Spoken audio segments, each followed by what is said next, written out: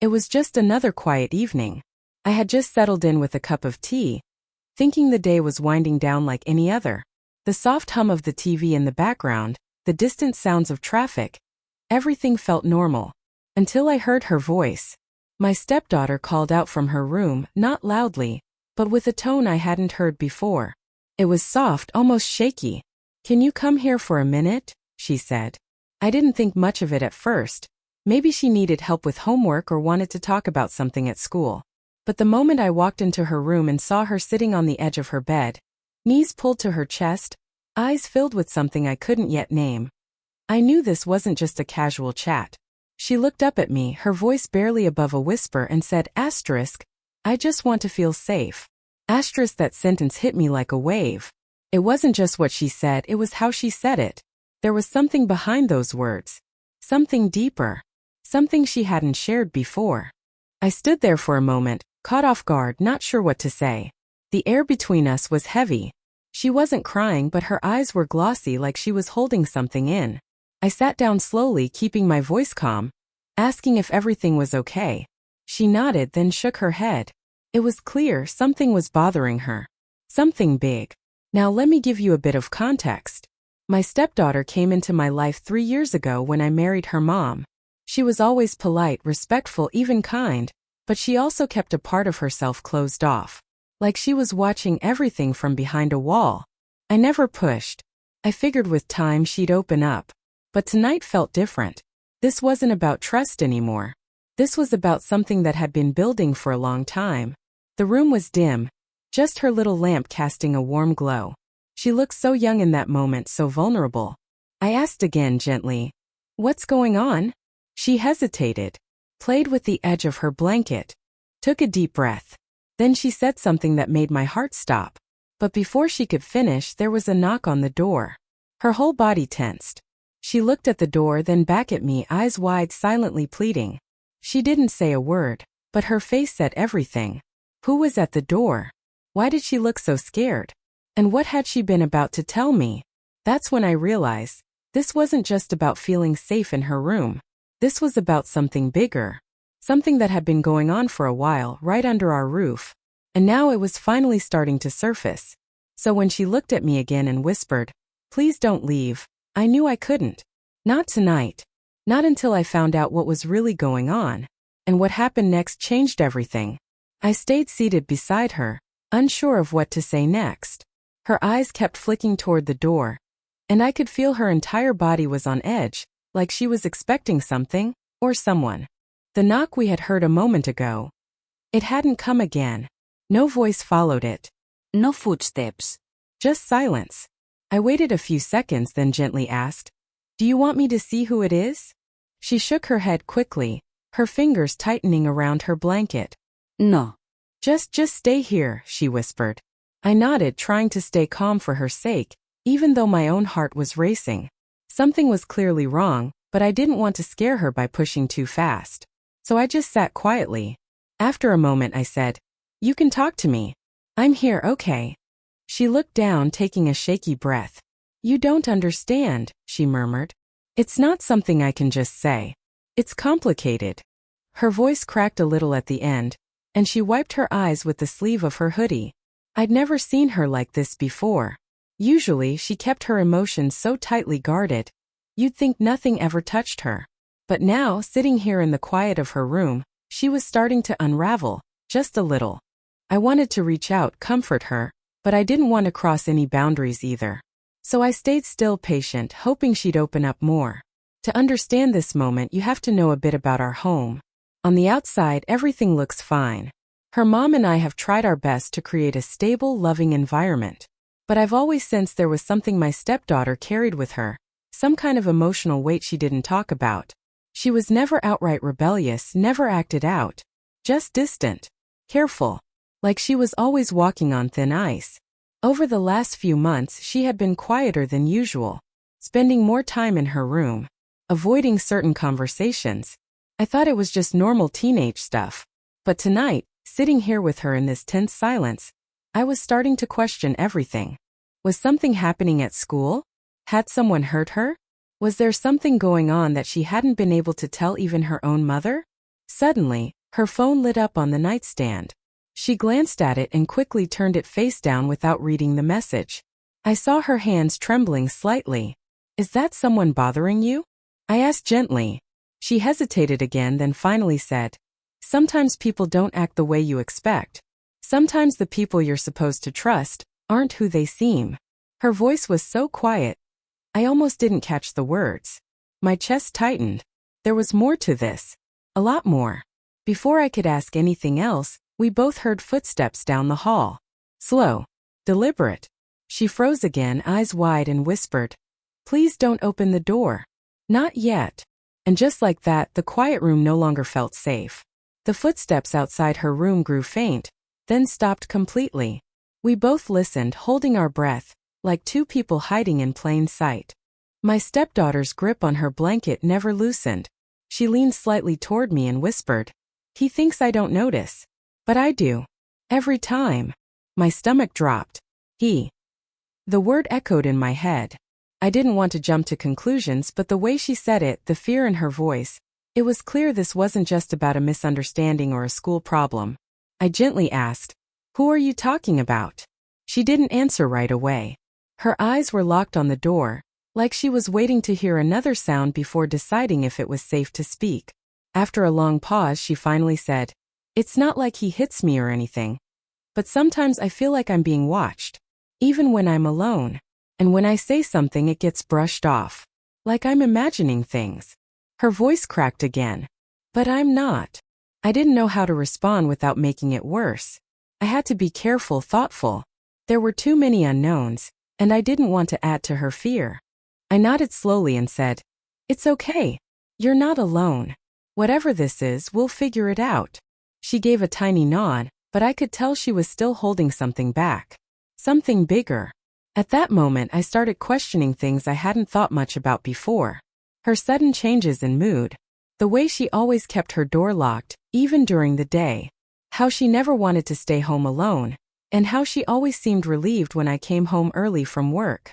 Little things that had seemed like typical teenage behavior now felt like warning signs I had missed. Just then we heard the front door open downstairs. A familiar voice called out, "Her mom." My wife was home.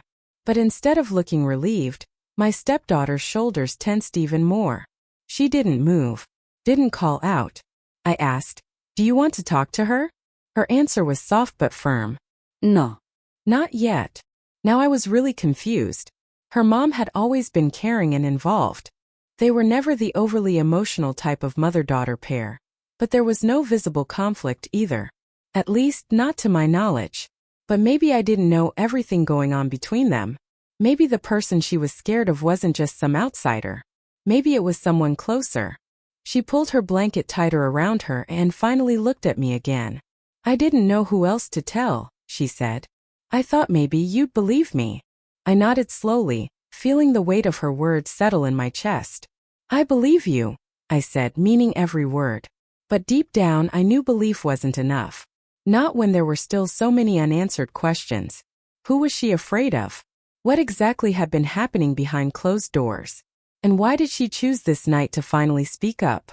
One thing was clear. Whatever was going on in this house, it had been hidden in silence for too long. And that silence was about to be broken. Downstairs, the usual sounds of my wife arriving home filled the house. Keys dropping into the bowl by the door, her heels clicking softly on the floor, the fridge opening. All of it felt strangely loud in contrast to the quiet tension up here. My stepdaughter and I didn't speak. We just listened.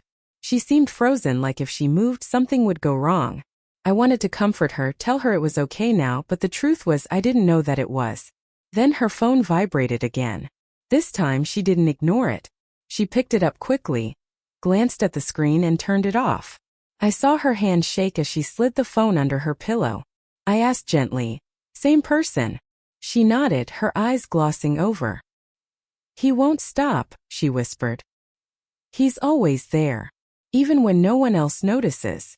I was about to ask who it was again when a voice called from downstairs, her mom, asking if we were home. I looked at her, waiting for her to respond, but she didn't. "I don't want her to know yet," she said. "Not until I'm sure she's not part of it." That hit me hard. Part of it. What did she mean? Was she saying her mom might be involved? Or was it just fear talking, doubt twisting her thoughts? I didn't know anymore. My mind was racing. This was more than just a teenage girl feeling scared. Something real was happening, something layered and deeply hidden. And now it was spilling into the open little by little.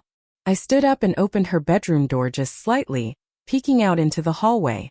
It was empty. The house felt too quiet. I turned back to her. "We need to talk to someone," I said. "Maybe your school counselor or someone outside the house, someone trained to help with this." She shook her head hard. "No, not yet.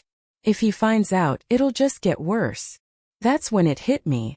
She wasn't afraid of being doubted. She was afraid of retaliation. Afraid that telling someone would make things spiral. My voice dropped. "Can you at least tell me who it is?" She hesitated again, clearly fighting with herself. I could see the fear, but also something else behind her eyes, exhaustion. Like she'd been carrying this secret too long, and it was wearing her down. Finally, she opened her mouth to speak. But before she could get a word out, we heard something slam downstairs. A cupboard or maybe a door. Then footsteps.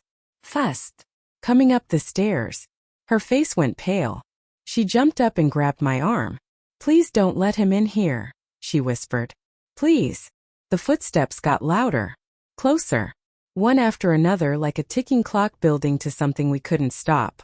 I reached for the door and gently pushed it shut, locking it with a soft click just as the footsteps stopped right outside. Then silence. One long moment of nothing. No knock. No voice. Just the sound of our breathing. And the weight of something dark pressing on the other side of that door. We stood frozen, barely breathing. My hand stayed on the doorknob just in case. On the other side, complete silence. Not even the creak of a floorboard. My stepdaughter's grip tightened on my arm, her nails digging into my sleeve. She whispered, "He's standing there." "I know he is." I nodded slowly, unsure whether to open the door or wait it out. Then, without warning, the silence broke. A voice, calm, almost too calm, came through the door. "Everything okay in there?" It was my wife. But something about the way she said it didn't feel right. There was no concern in her tone. "No urgency." Just flat calm. My stepdaughter looked up at me, confused and scared. I didn't know what to make of it either. I answered, "Yeah, we're good. Just talking." There was a pause, then footsteps slowly moved away. Down the hallway. Back toward the stairs. That's when she turned to me and whispered something that made my blood run cold. "It's not just one person," she said. "It's two." I stared at her, completely thrown. "What do you mean? Who else?" She looked down, twisting the hem of her hoodie. I didn't say anything before because I thought it would stop. But then it didn't. And I started realizing sometimes when one was around, the other wasn't. They cover for each other. My thoughts were racing now. She wasn't just scared of a single person, there was a second presence, maybe someone helping, enabling, or looking the other way. It was like the ground beneath me shifted. Everything I thought I knew about our home, our routines, even the people I trusted, it was all in question now. "Are you saying one of them is someone in the house?" I asked carefully. She hesitated, then nodded. "I think one of them might be watching while the other..." Her voice broke. She didn't finish the sentence, but I understood. Just then her phone lit up again. This time I picked it up before she could. The message on the lock screen made my skin crawl. "You shouldn't be talking to him. Remember what we said. Keep quiet." There was no name. Just a blocked number. My stepdaughter stared at it, then at me. "He knows you're here," she said. "He always knows." We both looked toward the window. I pulled the curtain back just an inch. Across the street, parked under the dim street lamp, was a black car I didn't recognize. No movement. Just sitting there. Engine off. Lights off. "I've seen that car before," she whispered. "It's always there when I come home from school." I thought it was nothing at first. But now, my mind was spinning. Someone had been watching her. Not just in the house, but outside of it too. This wasn't just a family issue. It was bigger. More planned. And it was still happening right now. I took a deep breath, heart pounding. I knew we were running out of time. Whoever was behind this was closer than we thought. And the worst part? They already knew we were catching on. I grabbed her phone, took a screenshot of the message, and quickly turned it off. My stepdaughter's face was pale, but there was a quiet strength starting to build in her eyes, like finally speaking out had given her just enough courage to face what was coming. I whispered, "We're not waiting anymore. We're getting help. Right now." I unlocked the bedroom door slowly and peeked out into the hallway. It was empty. The house felt still but not peaceful. More like everything was holding its breath. I motioned for her to follow, and we tiptoed down the hall, avoiding the creaky floorboards. As we neared the stairs, I heard a voice from the living room. My wife. She was talking to someone, but not loud enough to catch what she was saying. Then I saw it. She wasn't alone. There was a man standing near the front door, half in shadow. He wasn't familiar, tall, broad-shouldered, wearing dark clothes. My stepdaughter's breath caught. She pulled back instinctively and whispered, "That's him." It all snapped into place. I stepped back, shielding her behind me, and reached for my phone. Just as I pulled it out, the man turned and spotted us. His face didn't show surprise, more like annoyance. He took a step forward, but before he could say anything, I raised my voice firm and clear. "Stay right there. I've already called the police." That was a lie, but it worked. He froze. My wife turned toward us, eyes wide. "Wait, this isn't what you think," she said quickly, stepping between us. He was leaving." But her voice cracked halfway through, betraying her. I kept my eyes on the man. Why is he here? Why has he been watching our house? There was a long pause. Then finally she said it. "He's her biological uncle. My ex's brother. He's been trying to stay involved. But she didn't want me to tell you." My stepdaughter's reaction said it all. "That's not true," she cried. "You let him in. You said if I just acted normal, everything would be fine." The room spun for a second. My wife wasn't just covering for him, she had been allowing this. Hiding it. Maybe even manipulating our daughter into silence, believing she was protecting the family. I backed toward the front door, keeping my daughter close. "We're leaving," I said firmly. "And we will go to the police. This is done." The man didn't stop us. Neither did she. By the time we reached the car, I was already dialing emergency services. My stepdaughter sat in the passenger seat, eyes wide, but for the first time free from panic. There were tears, but there was also relief. But just as I was about to start the engine, her phone vibrated again. A new message. Different number. "You think this ends here?" And suddenly we both realized this wasn't over. Not yet. I looked at the phone screen, that last message burning into both our minds. For a moment, neither of us spoke. The street was quiet. The engine wasn't even running yet. I could hear my own heartbeat in my ears. But then I looked at her. Really looked at her, and I realized something. She wasn't trembling anymore. Her hands were still, her back straight, her eyes locked on the screen, not with fear, but with clarity. "We're not going back," she said softly. "No matter what." I nodded. "We won't." The next few hours moved fast. The police took our report seriously. We handed over her phone, every message, every call log, every detail she had kept hidden for months. Officers were dispatched to the house. My wife was questioned, and so was the man she let in. Turns out he had a record. Nothing that would raise flags immediately, but enough to make the authorities dig deeper. My wife's story started to unravel soon after. She claimed she was scared herself, that she didn't know how to stop it, that she thought it would all go away if they stayed quiet. But silence was what let it grow. Silence was what made my stepdaughter feel trapped in her own home. And when the truth came out, the damage she had allowed became impossible to ignore. Over the next few weeks, we stayed in a safe house arranged through Child Protective Services. Counseling sessions started for both of us, individually and together. It wasn't easy. Trust didn't come back overnight. But slowly, my stepdaughter began to smile again. Not just the polite smile she used to wear around the house, but a real one. She laughed at little things. She slept through the night. She finally began to feel safe. The man who had been watching her was arrested and charged. And though legal proceedings were still ongoing, we had protection orders in place and real support behind us. As for my wife, soon-to-be ex-wife, she moved out. We hadn't spoken since that night. And maybe someday there'd be room for understanding, But for now, distance was necessary. The damage she caused couldn't be undone with a simple apology. But this story isn't just about what happened. It's about what we learned. My stepdaughter taught me that strength doesn't always look loud. Sometimes it hides behind quiet stares and nervous words. It takes courage to speak out, especially when you're not sure anyone will believe you. And for every parent, guardian, or step-parent out there, sometimes the most important thing we can do is listen. Not just with our ears but with our heart.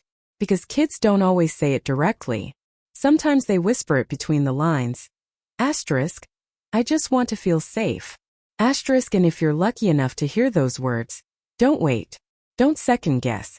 Stand beside them. Believe them. Protect them. Because no child should ever have to carry fear alone. That night changed everything. But it also gave us a new beginning. One built on truth, safety, and the promise that she'd never have to whisper for help again.